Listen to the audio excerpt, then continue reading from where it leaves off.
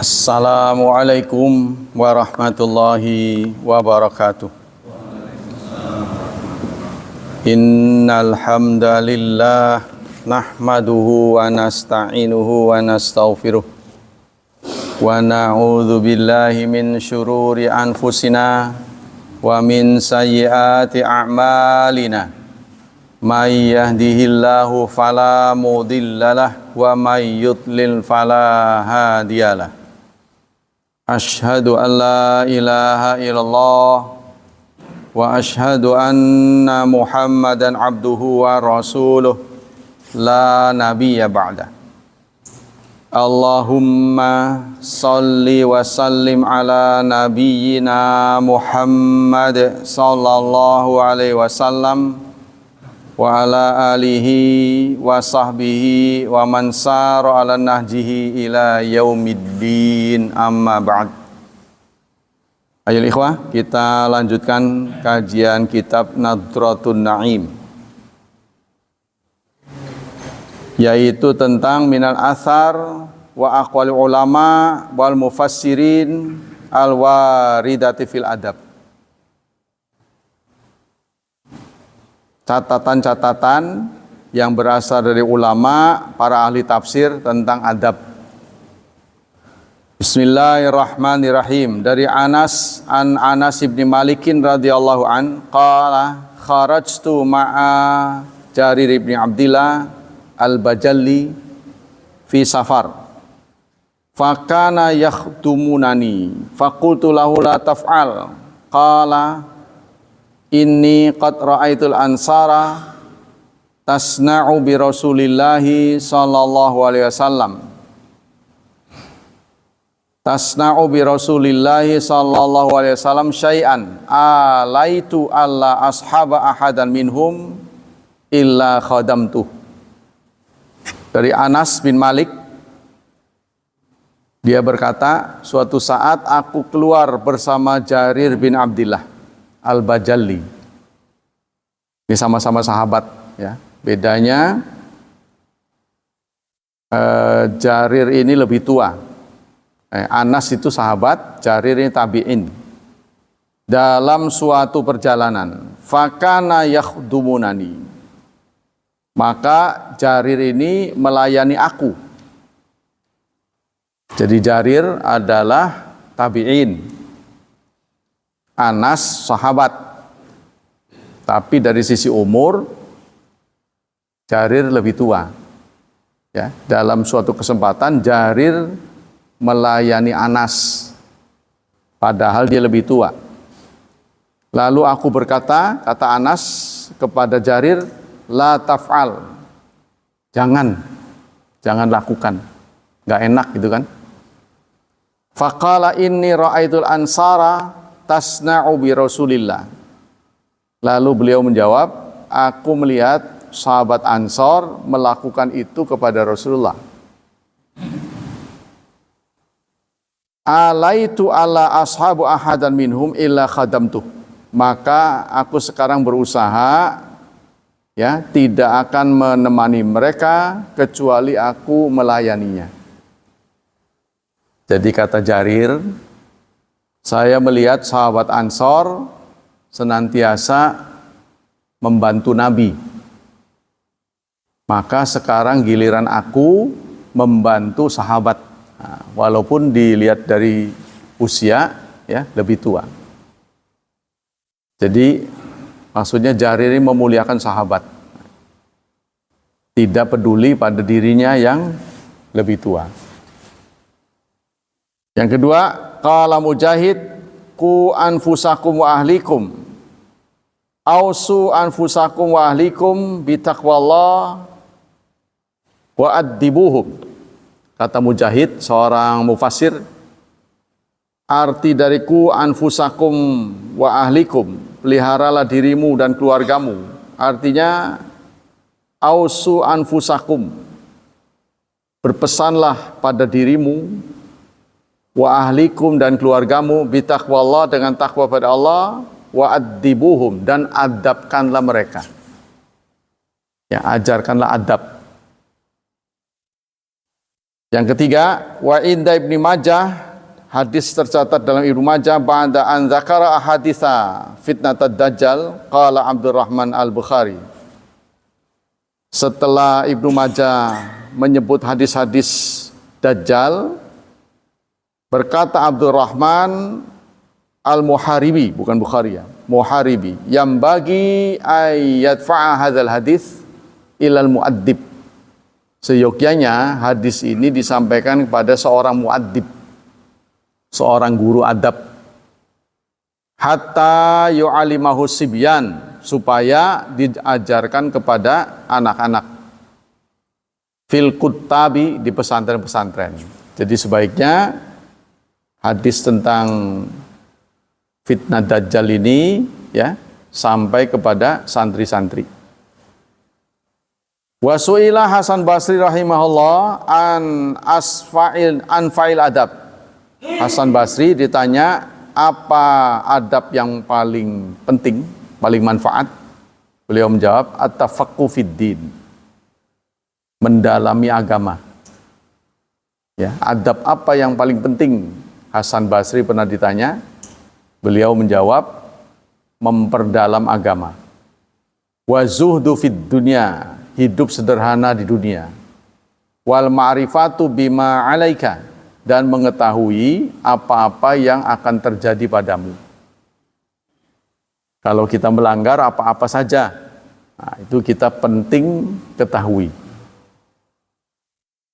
Yang kelima, dari Numair bin Aus annahu qala kanu yaqulun, orang-orang mengatakan as-salah minallah, kesalehan dari Allah, wal adab minal aba, adab dari orang tua. Ya, adab bisa diajarkan, tapi saleh tidak bisa. Kesalehan dari Allah, keadaban dari ayah. Ya, jadi artinya saleh tidak saleh, indikatornya adalah wahyu. Adab tidak beradab, indikatornya adalah akal sehat. Ya, selalu ya dalam ajaran Islam itu memberi pengajaran pada kita harus baik dari sisi wahyu maupun akal sehat.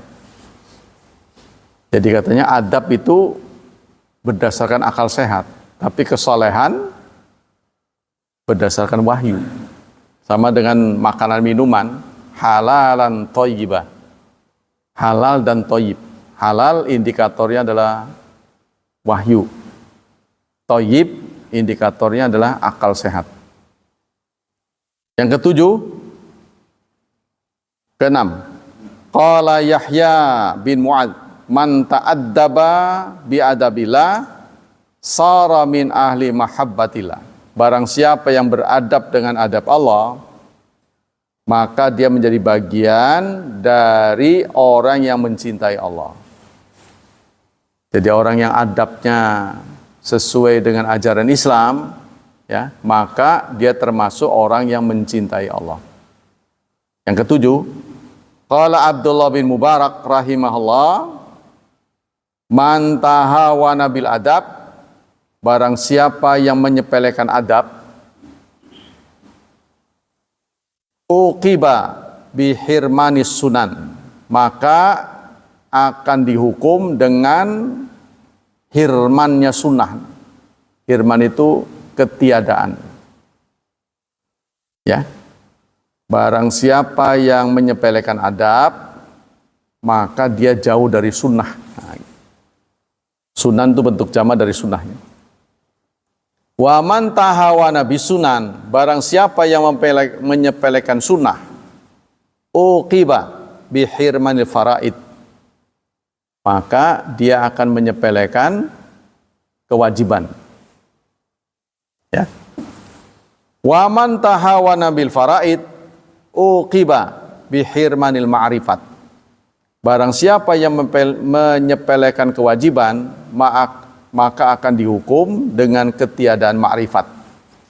Ini jadi 4 derajat ya. Barang siapa yang tidak peduli pada adab, maka dia tidak mendapat sunnah.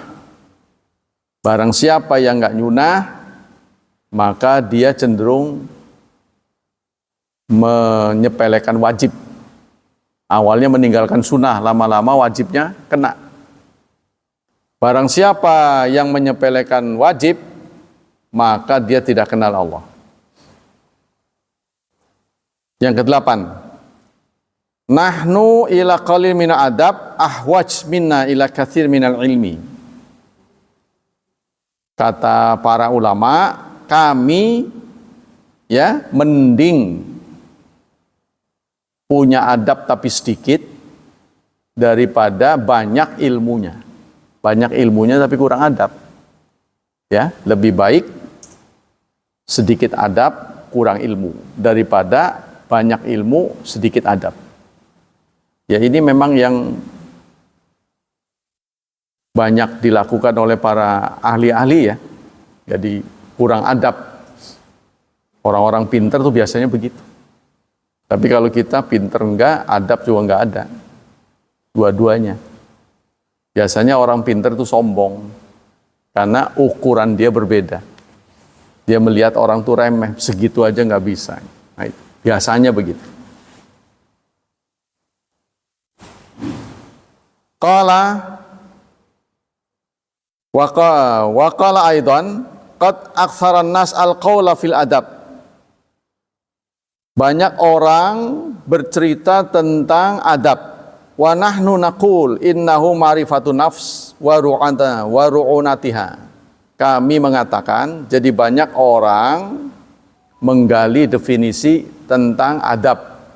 Menurut kami, adab itu adalah ma'rifatun nafsi. Ngerti tentang dirinya.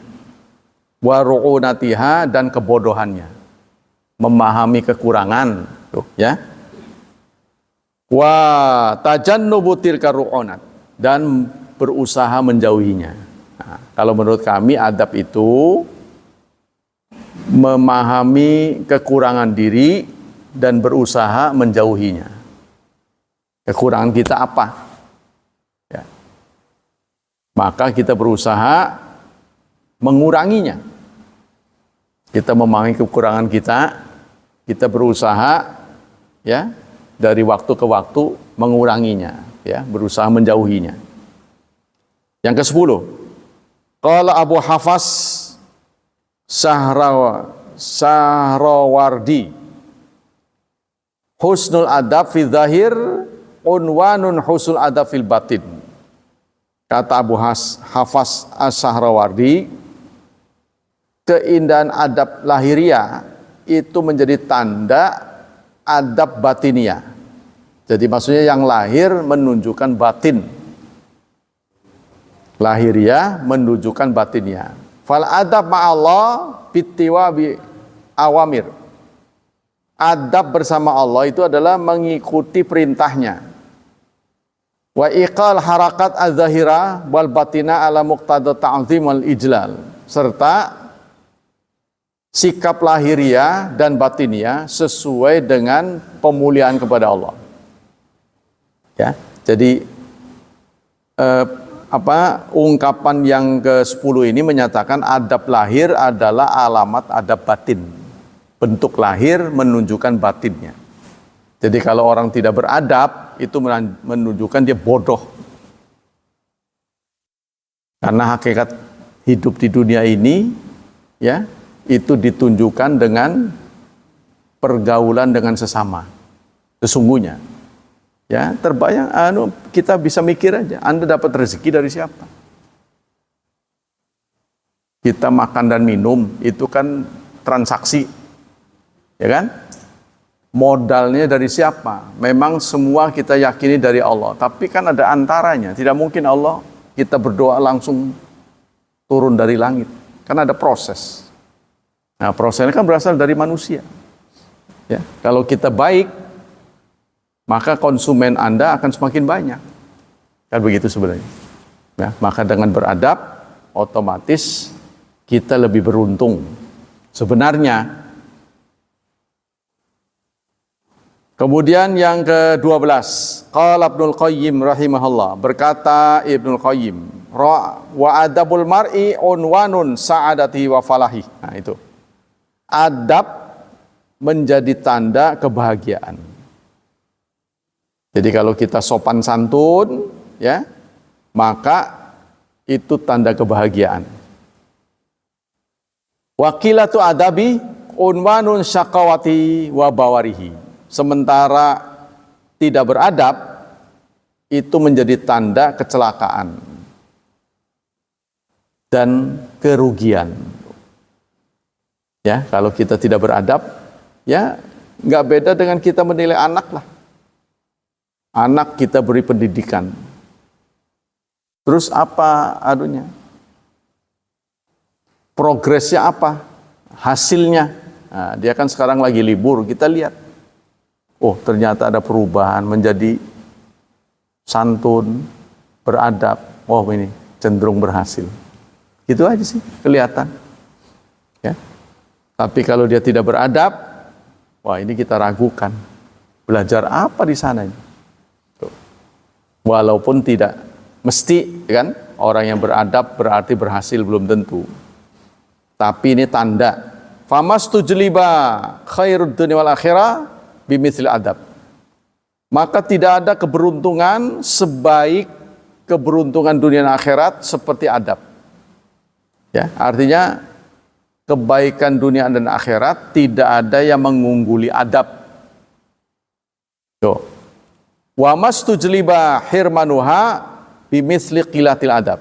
Begitu juga tidak ada kehilangan, ya, kehilangan keberuntungan, maksudnya tidak ada kerugian dunia akhirat melainkan karena kurang beradab. Jadi adab itu keberuntungan.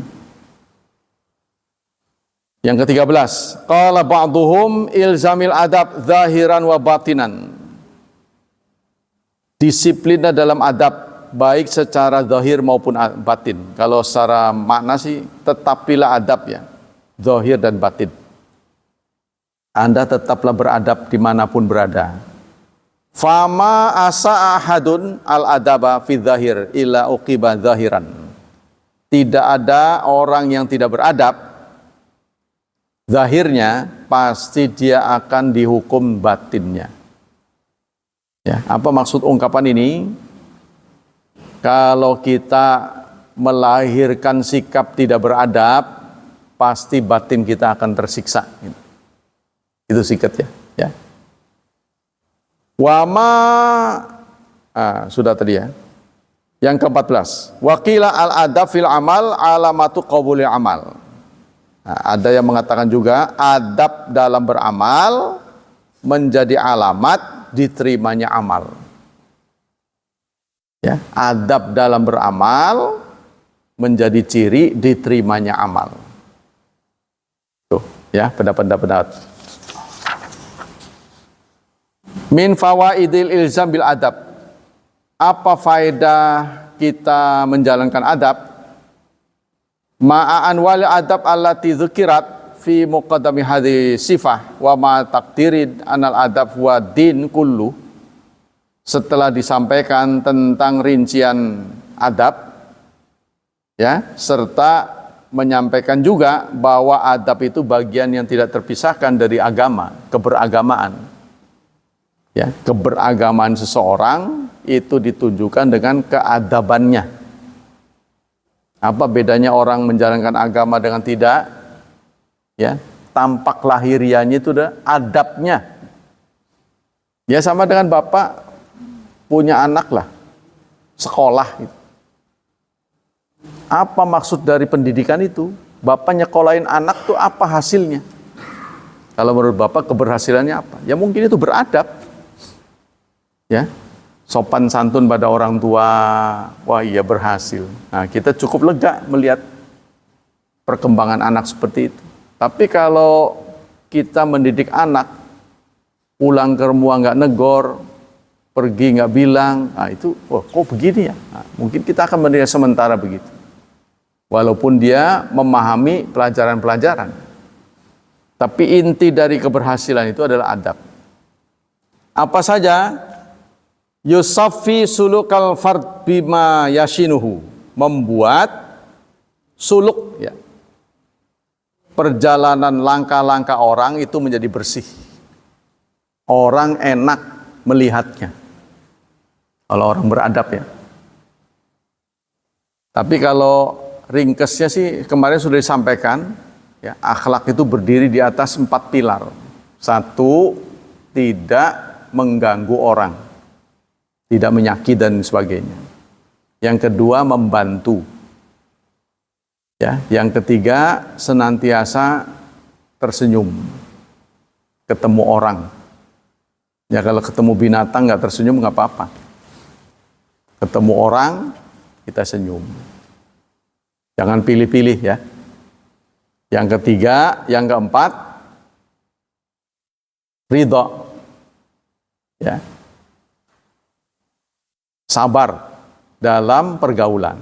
Nah, kemudian dirumuskan di pelajaran-pelajaran sekolah, adab itu ditampakkan dalam 4 hal. Pertama, ya, menegur. Kalau ketemu orang menegur. Salam. Yang kedua, minta maaf kalau salah. Mudah meminta maaf kalau salah. Yang ketiga, minta saran. Minta masukan. Ya, kita kan butuh pembelajaran ya.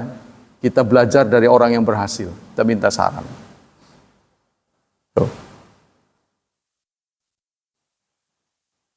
Ya. Kemudian yang keempat, doa. Nah, minta doa. Berarti doa itu dukungan ya. Minta dukungan. Jadi kalau kita minta dukungan dari orang lain, pasti kan kita ramah. Mau tidak mau. Contoh salah satu minta dukungan adalah peserta pemilu kan. Mau nyalon, pasti dia ramah karena kita minta dukungan. Nah, kita bukan lagi nyalon juga minta dukungan. Minta dukungan, tolong dukung saya. Nah, kita pasti akan menempatkan diri kita sopan sama orang. Nah, begitu kita menempatkan diri ya. Yang kedua, ya ja'alun nasa yatahallawna bil mahamidi wal makarihi wa yabta'iduna anil manaqisi. Kalau kita beradab, senantiasa kita akan menghiasi diri dengan hal-hal yang terpuji. Pasti orang akan memberikan komentar pada kita, orangnya baik. Kita artinya jaga image ya, menjaga kesan orang supaya baik, itu dibutuhkan dalam agama. Menjaga image ya. Tapi usahakan luar dalam sama, jangan di luar baik, di dalam tidak. Yang ketiga, ya ja'alul insan yahtarizu anil khata' wa yataharra sawab. Membuat seseorang senantiasa menjauhi kesalahan. Jadi belajar dari kesuksesan dan kegagalan. Kalau kita melihat orang sukses, kita dengar, kita tiru. Kalau gagal, kita jauhi. Belajar dari manusia yang lebih duluan. Yang keempat, yuhadzib akhlak wa yuslihul adat. Ya, akan membersihkan akhlak kita. Nah, ini saya pikir rincian-rincian beliau ini tidak terlalu singkatnya itu tadi, ya, mewujudkan 4 hal. Pertama, itu yang utama, kita harus ingat 4 pilar akhlak. 1, tidak menyakiti atau tidak mengganggu orang sebisa mungkin, dan itu bisa dilakukan oleh siapa saja. Orang punya maupun tidak punya. Yang kedua, hanya bisa dilakukan oleh orang yang punya, yaitu memberi atau membantu. Seseorang tidak bisa membantu atau memberi kalau nggak punya. Apa yang kita beri, ya materi dan imateri. Paling tidak nasihat. Kalau kita nggak punya materi, kalau kita punya materi, berikan bantuan. Orang yang butuh ditolong, kita tolong. Ya. Yang ketiga, senantiasa ramah pada semua orang. Yang keempat, berarti ramah itu berarti tidak merengut ya. Tidak merengut. Tidak bermuka masam. Yang keempat, sabar. Berarti urusan hati ya. Kalau merengut tidak merengut itu penampakannya, sumringah. Yang keempat, sabar. Karena dalam bergaul kita tidak selalu nyaman. Ya, kadang teman gaul kita tidak selevel. Kita ngomong apa ditanggapi tidak seperti yang kita perkirakan. Ya, dari sisi level pendidikan, level pergaulan, nah ini berbeda. Setiap orang berbeda, kita harus sabar. Kita juga disatukan dengan asal masing-masing. Daerah kita berbeda-beda, punya kecenderungan berbeda-beda. Nah, kita harus sabar. Nah, nanti kalau butuh waktu cukup lama, kita bergaul, jadi orang tahu, oh begitu. Hal-hal yang penting jangan dijadikan masalah buat kita. Kita tidak bisa ya menyatukan orang. Kita tidak bisa meminta orang untuk semuanya suka pada kita, nggak bisa. Begitu juga kita tidak bisa membuat orang benci pada kita. Pasti ada yang suka, ada yang benci, itu wajar. Ya, hidup di dunia ini ada yang suka, ada yang benci, itu wajar. Sebab kalau semuanya suka semua, nanti kita sombong. Kalau semua orang benci sama kita putus asa. Jadi ada yang suka, ada yang benci, itu membuat kita balance. Hidup ini ada yang jadi seimbang. Nah, kita harus berkaca, juga. Ngaca apa yang menjadi kekurangan kita perbaiki. Nah, itulah pelajaran pertama. Kita akan beralih ke kitab Riyadhus Shalihin. Kalau ini masih adab-adab, banyak sekali adab. Bismillahirrahmanirrahim. An Abi Hurairah. Ini hadis ke 1500 yang tercatat di kitab Riyadhus Shalihin. Apa isinya? Dari Abi Hurairah radhiyallahu an, anna Rasulullah sallallahu alaihi wasallam qala, bahwa Rasulullah bersabda, aqrabu ma yakunul abdu min rabbih wa huwa sajid fa aktsirud du'a. Jarak terdekat, momen terdekat antara seorang hamba dengan Tuhannya adalah sujud. Momen terdekat. Ya sebenarnya enggak sujud atau tidak sujud, urusan dekat Allah dekat. Ya, tapi ini ingin menyampaikan pada kita kedekatan Allah supaya kita terinspirasi untuk mengamalkan sesuatu. Apa sesuatu yang kita amalkan dengan penjelasan bahwa dekat, fa'akhirud du'a, perbanyaklah doa. Ya, jadi sepintas hadis ini menyampaikan momen terdekat antara kita dengan Tuhan, dengan Allah adalah sujud. Maka di momen itu perbanyaklah doa sepanjang bisa. Kalau kita jadi makmum, waktunya dibatasin, ya kan? Kalau imam sudah ngangkat, ya kita jangan terus berdoa ngusruk aja, jangan. Harus taat situ, Pak. Ini mah kalau lagi bebas. Kalau Anda bebas, tidak terikat oleh peraturan. Kalau kita lagi berjemaah itu terikat peraturan, nggak bisa seenaknya gitu kan. Imam sudah bangun, kita nggak bangun. Imam belum turun, udah turun duluan, seenaknya. Nggak boleh begitu, itu terikat oleh peraturan. Karena kita waktu itu sedang berjemaah. Nah, kalau kita ngatur diri kita sendiri, seperti sholat sunnah, itu tidak terikat. Walaupun kita jadi imam, kita juga terikat. Ya, bukan jadi makmum saja, jangan seenaknya jadi imam, sujud dipanjangin nggak kira-kira, nggak boleh. Harus mikirin jamaahnya, kan? Jadi sujud singkatnya, kalau ada syar'i, kalau ada masyru', Sujud masyhur itu apa? Sujud-sujud yang disuruh. Sujud-sujud yang disuruh. Tolong disempetin.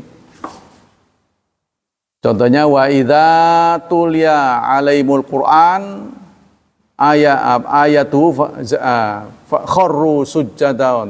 Nah, kita sujud tilawah. Tapi sayang di sini sujud tilawahnya cuma surat As-Sajdah. Padahal sujud dalam Quran itu setidaknya ada 14 tempat apa? Dalam juz amma itu ada 2. Ya, pertama di ujung suratul Alaq, fasjud waqtarib. Fasjud waqtarib. Arti fasjud waqtarib, sujud dan mendekatlah. Sujudo gitu kalau bahasa Jawanya. Pedeko gitu. Ya, diam aja. Ketika ada ayat, nanti ada hadis, ketika ada ayat suruh sujud, kemudian kita sujud, maka setan nangis. Setan nelangsa. Dulu saya pernah disuruh sujud, nggak mau. Lalu Allah memvonis saya kafir. Manusia disuruh sujud pada sujud, ya Allah. Waduh. Iya ya, mereka pantas masuk surga. Begitu. Nah, apa kesimpulan dari hadis ini? Jadi saya tadi ulang, dalam juz amma itu ada 2 tempat, satu di suratul Alaq, yang kedua di surat Insyiqaq. Insyiqaq awalnya idza samaun syaqqat. Terus ada ayat apa? Wa idza quri'a alimul Qur'anu la yasjudun. Apa artinya ayat itu? Wa idza quri'al Qur'an, apabila Quran dibacakan, la yasjudun, mereka tidak sujud. Orang kafir maksudnya. Bedanya orang kafir dengan orang mukmin, kalau Quran dibacakan nggak sujud, lah kita nggak sujud, nah kan berarti membenarkan itu. Ya mungkin imamnya nggak ngerti ya, nggak ngerti artinya. Jadi harus sempetin sujud. Pokoknya kalau ada momen disuruh sujud, sujudlah. Seperti sholat 1 rakaat kan sujudnya 2 kali, itu kan syar'i, ya harus sujud. Cuma itu hukumnya wajib, kalau sujud tilawah mah sunnah, bukan wajib. Ya, jadi kalau nggak sujud juga sholatnya tetap sah. Cuma itu momen sujud justru mendekatkan diri, itu kan. Apa kesimpulan dari hadis ini? Min maudhu'atid da'wah fadlu sujud lillah. Keutamaan sujud. Nah, memang dalam semua gerakan semuanya penting. Suratul Fatihah penting, takbiratul ihram penting, tapi ada dari semua gerakan itu yang lebih penting gitu loh. Bukan nggak penting, ada yang lebih penting. Sama dengan ini, semua Ramadan penting, tapi di akhirnya itu seperti akhir lebih penting. Semua malam penting, tapi di ujungnya itu yang penting. Biasanya yang ujung-ujung yang penting. Ya, maka itu ditaruh di ujung. Hadza wadhihun min qauli aqrabu ma yakunu abdu min rabbi wa wasajid. Fadalla dzalika ala fadli sujud. Jadi ucapan Rasulullah aqrab, paling dekat, momen terdekat kita dengan Allah ya adalah momen sujud. Ini Allah sendiri yang menyampaikan lewat Rasulullah. Kita nggak ngerti. Menurut kita Allah mau sujud mau enggak pada baik. Contohnya begini, ketika Nabi Adam belum melanggar, Allah menyatakan, ya Adam, ya uskun, apa tuh? Anta wa zaujukal jannah, wa kula minha ragadan haitsu syi'tuma, wa la taqraba hadhihi syajarah. Hai Adam, tinggallah kamu dan istrimu di sini. Ya, gunakan, manfaatkan, nikmati semua fasilitas surga. Tapi jangan kau dekati pohon ini. Nah, menunjuk ini. Ini kan berarti dekat kan? Hadhihi itu isim isyarah menunjukkan akrab, qurb, dekat. Setelah ayah kita melanggar, Nabi Adam melanggar, Allah mengucapkan bukan ini lagi. Ya, alam anhakuma antil kasyajarah. Bukankah aku larang pohon itu? Itu menunjuknya. Bukan hadhihi. Jadi Allah tidak mengatakan setelah Nabi Adam melanggar itu, kenapa kamu makan pohon ini? Nah, setelah melanggar Allah mengatakan, aku sudah katakan, aku larang pohon itu. Ya, jadi Allah menggunakan redaksi berbeda antara sebelum dan sesudah melanggar. Itu artinya ketika kita taat, kita dekat dengan Allah maksudnya. Ketika kita maksiat, maka kita jauh. Bukan Allah terbang begitu, bukan. Ya, ngerti ya maksudnya? Jadi dekat atau jauh itu sebenarnya relatif. Ketika kita taat pada Allah berarti kita dekat. Ketika kita maksiat berarti kita jauh begitu. Bukan jaraknya seperti kita dengan teman kita, begitu maksudnya. Ini sifatnya nisbi. Kita kembali ke sini. Jadi wa ma yadullu ala istihbabi du'a fi sujud. Karena itu Allah senang mendengar doa dalam sujud. Nah, Allah senang mendengarkan doa kita saat kita sujud. Wa fi ma yadullu ala anna qurbal abdi min rabbih. Ini menunjukkan kedekatan seorang hamba kepada Tuhannya saat sujud. Innama huwa indatiha ini fitawaddu' ila ghayati wus'ihi. Ini ditujukan dengan menjelang akhir. Kita lihat tuh, momen doa di dalam sholat kan menjelang akhir kan, sujud. Menjelang salam, kan taruhnya di akhir kan, bukan di awal.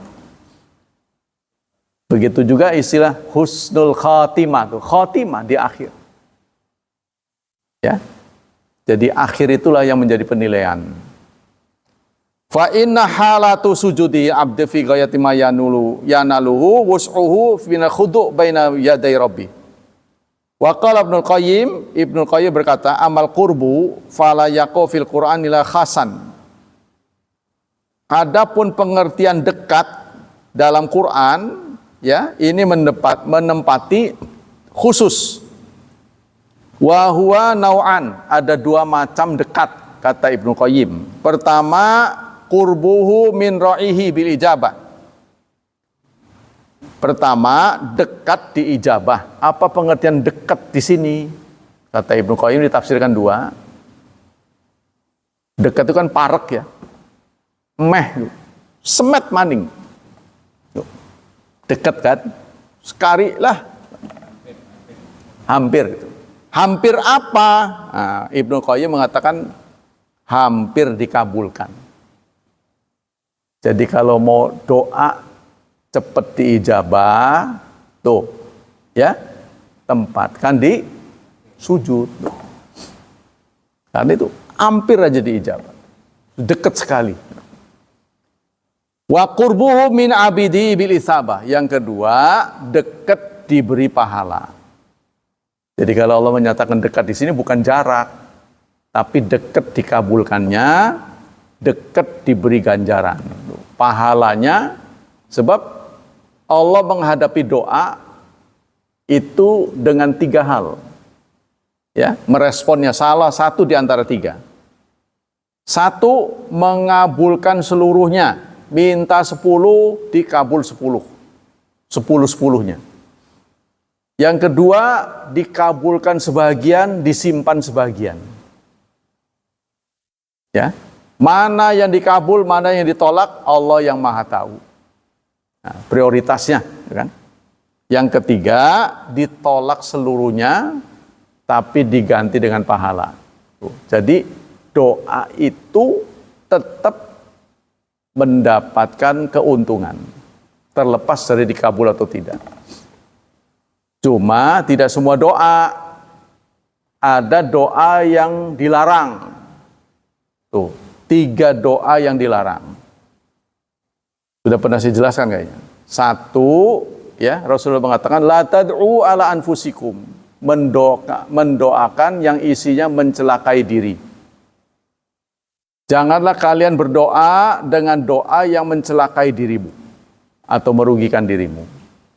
Wislah kita mati baik. Ya, hidup susah, ngelamar kerja nggak ada yang nerima, ngelamar gadis juga ditolak, putus asa, wislah mati baiklah kita. Nah, itu tidak boleh. Yang kedua, wala ala auladikum, jangan berdoa yang isinya mencelakai anakmu. Ya, terutama ini biasa dilakukan orang saat emosi. Isi kata-katanya merugikan anak. Ya. Kondita anaknya diturunkan. Dasar anak kurang ajar. Anak bodoh. Nah, itu. Komentar-komentar seperti itu masuk kategori doa. Walaupun itu komentar marah ya. Jadi kalau kita emosi bagaimana? Ya kita berdoa pada ya Allah, mudahkanlah anakku, sadarkanlah anakku, harus begitu. Lah gati garing kono, lah ya gati. Garan dapat ganjaran. Lah marah diatur. Susah itu puncak ewek. Lah itulah orang beragama, kan beradab. Jadi marah pun ada adabnya. Iya, apa saja diatur. Nah, yang ketiga apa? Doa yang dilarang tadi, doa yang dilarang tiga, mencelakai diri, mencelakai anak, yang ketiga mencelakai harta benda, atau mencelakai selain diri dan anak, ya, entah itu binatang, entah itu barang, kesel. Contohnya ketika barang dicari-cari nggak ada. Sialan kemana nih barang? Nah, itu kan mengutuk barang. Ya. Motor ini sialan, mau dipakai malah macet, mogok. Jadi motornya disialin, nanti bawaannya jadi sial. Nah, sebaliknya kita ganti, ya Allah mudahkanlah, ya Allah ringankanlah, ya Allah lancarkanlah. Allahumma sahhil lana, Allahumma yassir lana, gitu gantinya. Kita kembali ke sini. Allah menyatakan dalam surat Al-Baqarah ayat puasa ini, ya, ayat-ayat 186. Surat Al-Baqarah 186. Allah menyampaikan, A'udzu billahi minasy syaithanir rajim.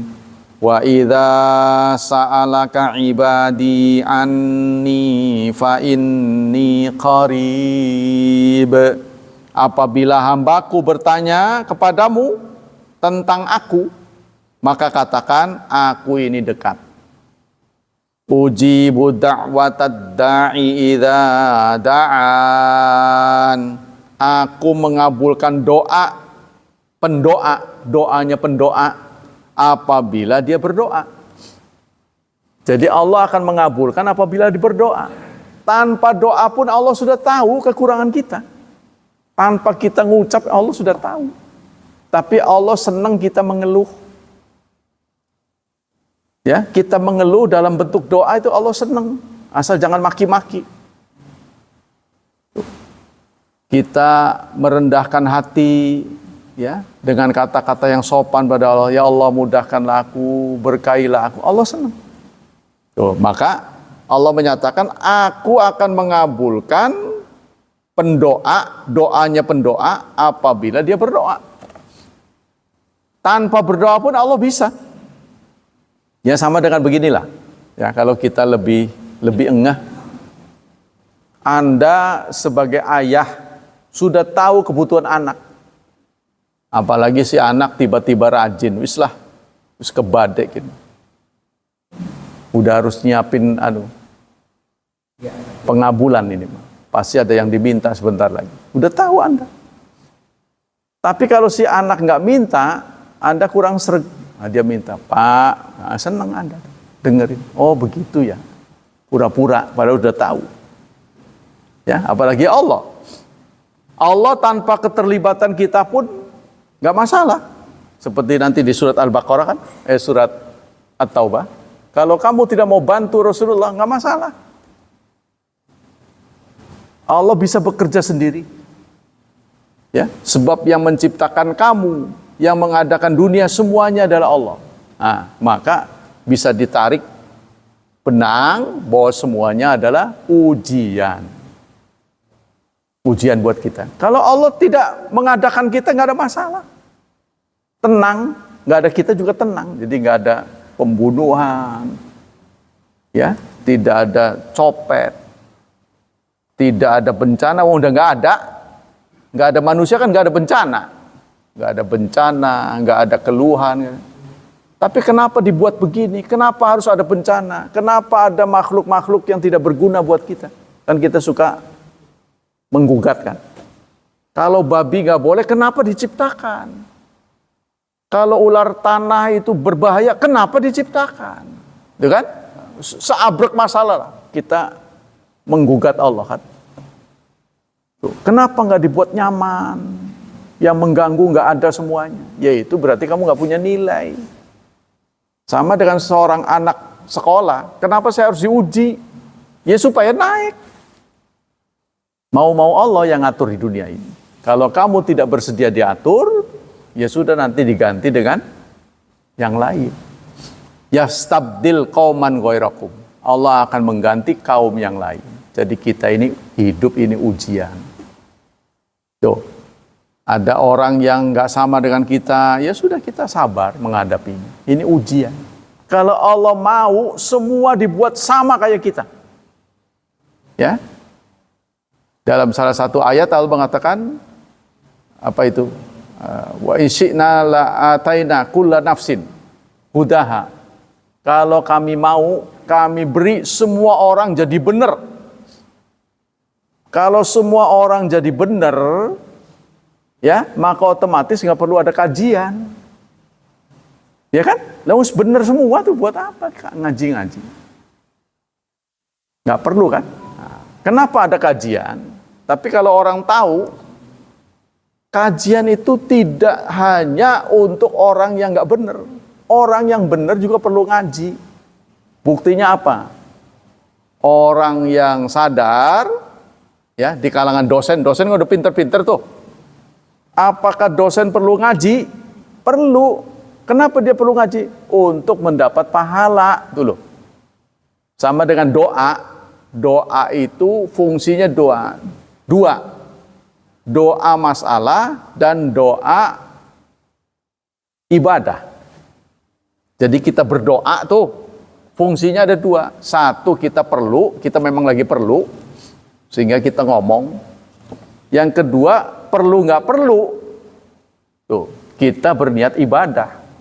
Jadi kita berdoa itu karena ibadah. Sebab Allah senang kita berdoa. Ya, artinya cari ganjaran. Tuh. Nah, begitu juga hidup di dunia ini. Ya, ibadah. Ujian. Ngaji juga begitu. Ngaji itu bukan karena bodoh. Kita datang ke kajian itu bukan karena bodoh, karena syiar meramaikan.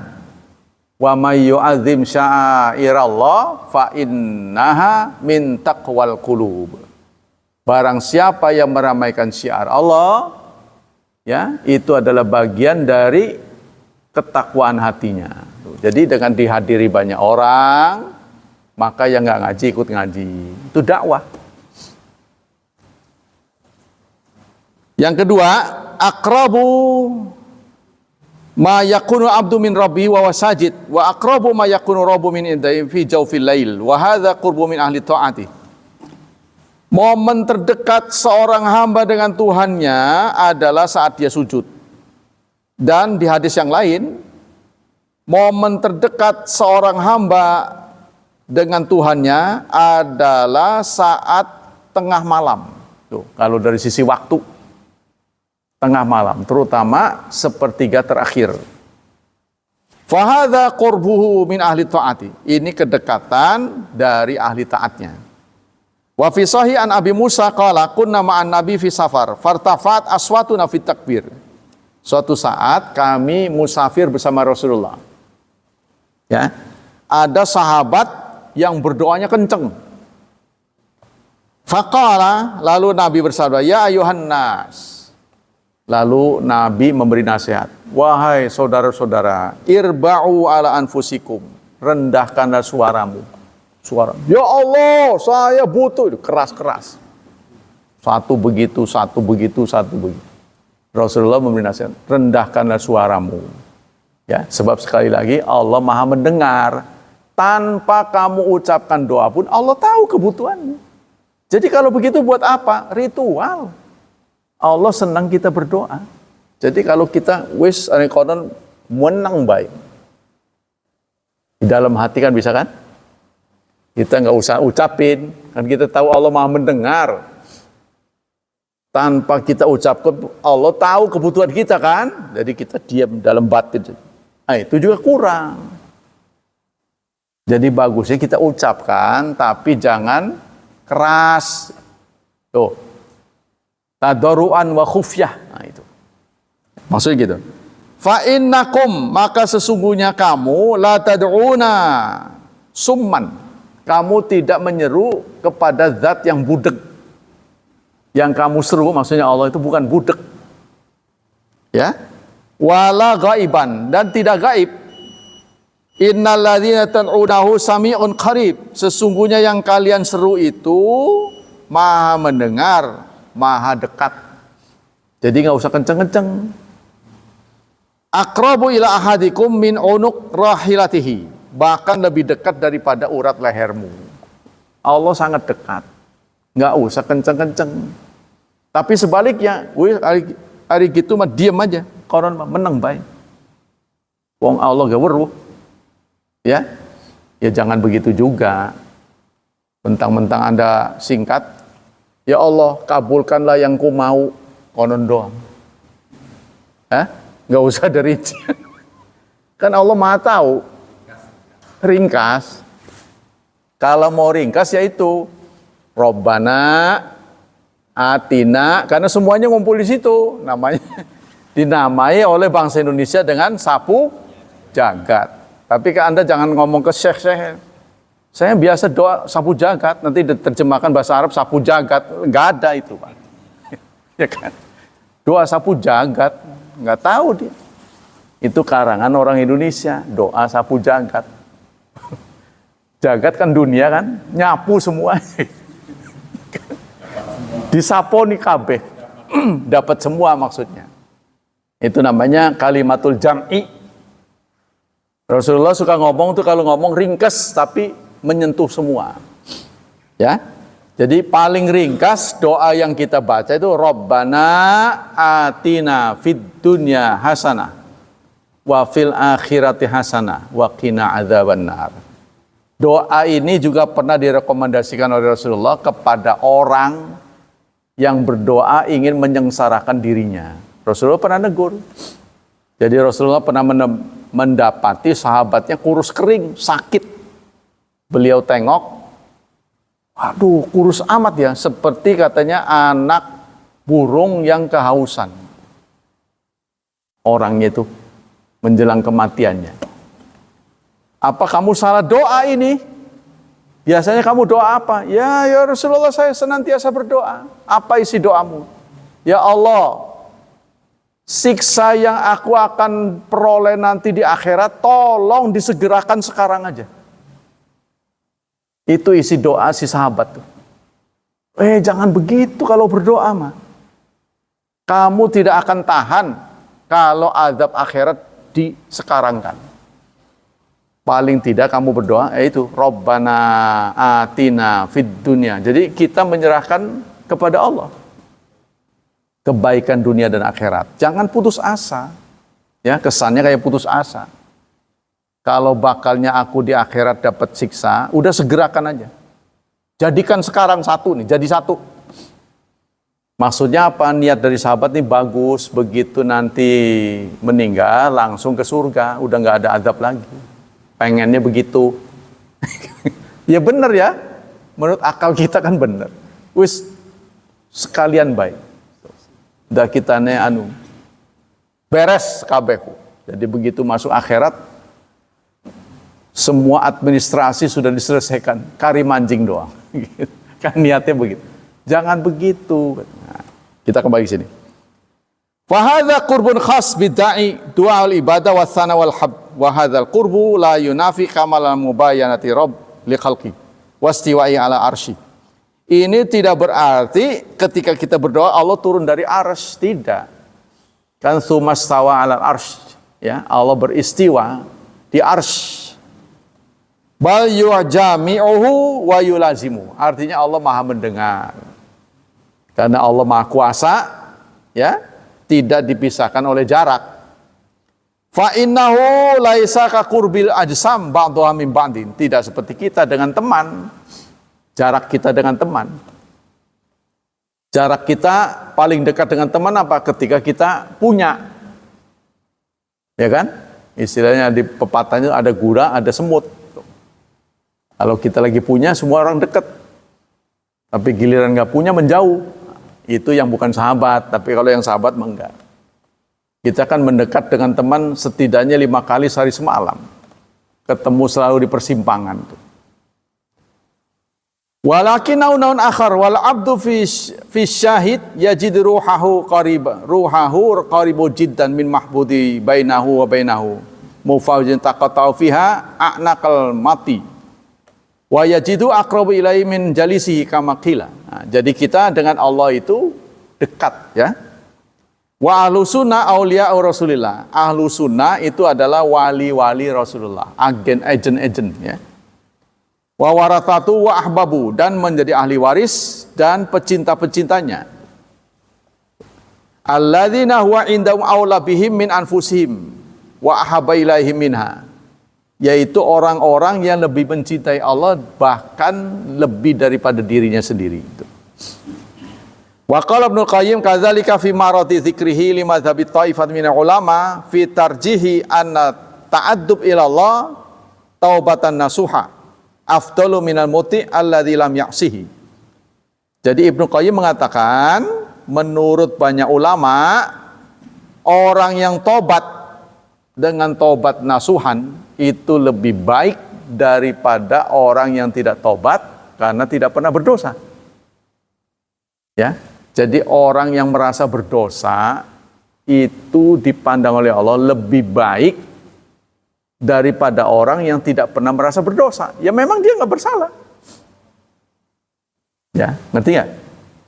Jadi Allah lebih dekat kepada orang yang sudah berbuat salah lalu dia bertobat daripada orang yang tidak bersalah tidak pernah bertobat. Karena itu kalau tidak bersalah paling tidak kita istighfar. Apa tujuan istighfar? Astagfirullah. Walaupun nggak bersalah kita tetap astagfirullah, jaluk ampun, ampunilah aku, ampunilah aku. Kan nggak bersalah, walaupun nggak bersalah. Sebab Allah senang, ya, keluhan dari hambanya.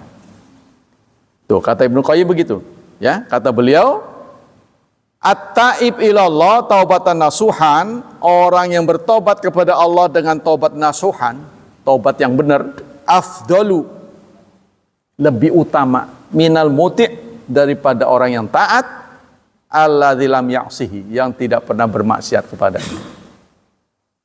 Yo. Ya kan? Al-wajhu tsalits ana ubudiyatu taubat fiha minadzul wal inkisar wal khudu' wa ta'alluq wa tadzallul fahu huwa ahabu ilaihi min katsir min amal zahira. Orang yang taubat, orang yang merasa berdosa, umumnya hatinya itu lebih fokus pada Allah. Karena merasa berdosa, dia ingin memperbaiki dirinya. Itu kedudukannya lebih baik di sisi Allah daripada orang yang merasa tidak bersalah. Tuh. Padahal dia nggak bersalah. Idza qarabnu adam asjada waqad warada fi fadli sujud lillahi ahadits. Banyak sekali hadis-hadis yang menyampaikan keutamaan sujud. Nah, di antara gini. Apabila anak Adam membaca sajadah, apabila anak Adam membaca surat As-Sajadah, surat ke-32 ya, biasanya dilakukan di subuh hari Jumat. Fasajada, lalu wa kharru sujada, ada ayat itu, mereka tersungkur dan bersujud. Lalu kita sujud, i'tazala syaitan yabki, maka setan akan menangis menyaksikan itu. Dia ngebatin begini, ya wailah, alangkah ruginya aku, umira hadza bisujud fasajada. Adam disuruh sujud, dia sujud, falahul jannah, maka dia mendapat surga. Wa umirtu bisujud fa abaitu falian nar, aku disuruh sujud nggak mau, gara-gara nggak mau aku masuk neraka. Nah, begitu kata setan menyaksikan ketika dibaca sajadah kita sujud. Wa qala Rabi'ah bin Ka'ab qala kuntu abitu ma'a Rasulillah fa ataitu bi wudu'i wa hajati fa qala li sal. Kata Rabi'ah bin Ka'ab, suatu saat saya menginap di rumah Rasul. Ya. Saat beliau bangun malam, aku bergegas menyediakan kebutuhan beliau, menyiapkan wadu. Wadu itu air wudu. Air yang dipakai wudu namanya wadu. Saya siapkan wadunya. Nah, setelah aku menyiapkan, Rasulullah berkata kepadaku, sal, mintalah. Fakultu as'aluka murafaqataka fil jannah. Yo, jaluk apa? Nah, ya, aku akan minta kepada Allah supaya dikabul. Kalau kamu punya permintaan, apa? Tunjukkan. Nah, ya. Ternyata sahabat ini pinter, dia mengatakan as'aluka murafataka fil jannah. Saya kepengen dekat denganmu di surga. Enggak disebut surga. Ya surga ya. Aku pengen dekat denganmu di surga. Tetap berteman di surga. Tuh. Qala au ghair dzalik, yang lain. Apa keinginanmu yang lain? Qultu dzaka, itu saja. Qala fa'ini ala nafsik bikathrati sujud. Tolonglah dirimu dengan memperbanyak sujud. Ya, jadi seorang sahabat menyediakan air wudhu untuk Rasulullah. Rasulullah menjawab, kalau kamu ada permintaan, ajukan, aku akan berdoa untukmu. Nah, kata sahabat ini, yaitu orangnya adalah Rabi'ah bin Ka'ab, aku minta agar tetap berteman denganmu di surga. Nah, ya kalau sudah teman dekat dengan Rasulullah, ya semua dapatlah, kan? Wa kana nabiyyu alaika bikasrati sujud. Rasulullah memberikan tips agar cita-citanya tercapai itu dengan memperbanyak sujud. Tuh. Fa innaka la tajuz lillah sajadatan illa rafa'aka lillah biha darajatan. Lalu Nabi mengatakan, tidaklah kamu sujud satu sujud melainkan Allah angkat derajatmu satu. Wa hutta anka biha khati'ah, dan akan dicabut satu kesalahan. Sama dengan melangkah ke masjid ya. Melangkah satu langkah akan ditambah kebaikannya satu, diambil kesalahannya satu. Nah, begitu juga kamu sujud satu sujud, ya, maka akan diberi nilai plus satu, dicabut minusnya satu. Waqad qala ta'ala, Allah berfirman, wasjud waqtarib. Qala Nawawi, Imam Nawawi mengatakan, inna sujada ghayatu tawaddu' wal ubudiyati lillah. Sujud itu adalah ghayatu tawaddu'. Tawaddu yang paling pungkas. Ya, bentuk rendah hati yang paling tinggi adalah sujud. Karena sujud itu meletakkan dahi. Dahi ini kan perwakilan dari muka, ya. Tubuh kita yang paling dilihat orang kan muka, ya. Ditempatkan sampai ke tanah. Direndahkan, ya. Merendahkan tempat tinggi, ya, harusnya kan tinggi di paling atas. Diketanahkan untuk Allah. Nah, sudah tidak ada kerendahan melebihi sujud. Ya, kata An-Nawawi.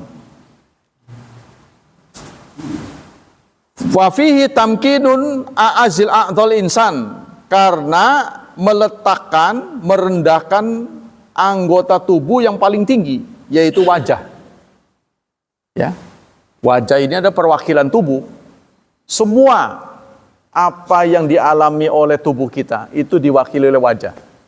Contohnya sakit perut, wajahnya berubah nggak? Beringis. Ya kan? Ya kan? Tanggal muda, gimana senyum? Itu kan ditunjukkan di muka. Muka ini air muka namanya.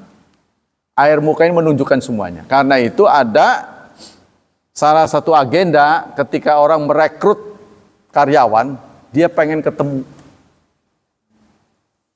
Pengen ketemu. Kecuali sujud syukur, sujud tilawah, sujud-sujud yang di masyru'. Jadi nggak ada syariat sujud secara sendiri. Kecuali itu sujud tilawah, sujud syukur. Kita tidak boleh membuat ritual baru. Mentang-mentang doa yang didengar sujud biasa. Ngedoa sujud. Nggak ada syariatnya. Sujud tilawah dan sujud syukur. Ya?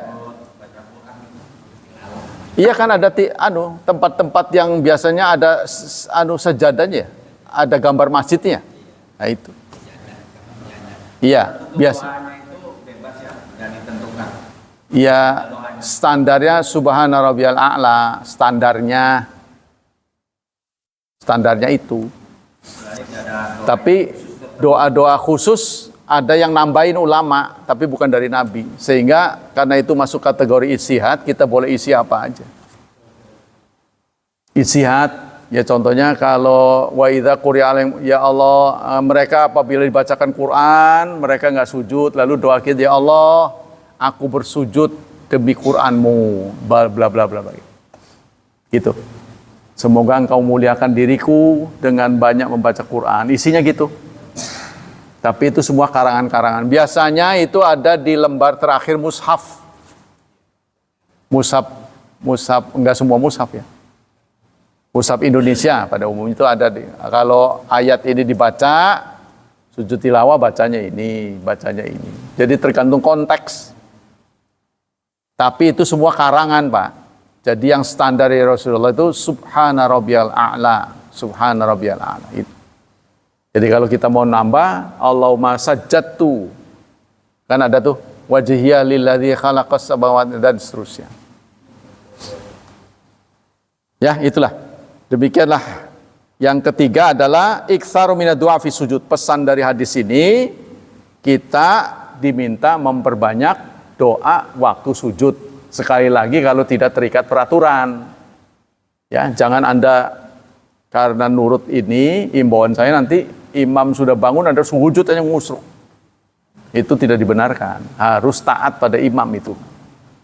Ya, atau imam belum sujud karena hobinya sujud duluan biar dapat lebih lama. Itu tidak dibenarkan. Demikianlah hadirin, hafizani hafizakumullah, kajian pagi ini. Semoga Allah Subhanahu wa taala melipat gandakan pahala kita. Semoga Allah Subhanahu wa taala tetap berkenan menjaga dan melindungi kita dari wabah dan fitnah, dari syubhat dan syahwat. Dan semoga masa depan anak-anak kita dimudahkan, diberkahi, serta ditakdirkan Allah menjadi hambanya yang saleh dan salihat. Subhanakallah wa bihamdika, asyhadu alla ilaha illa anta astaghfiruka wa atubu ilaik. Wassalamualaikum warahmatullahi wabarakatuh.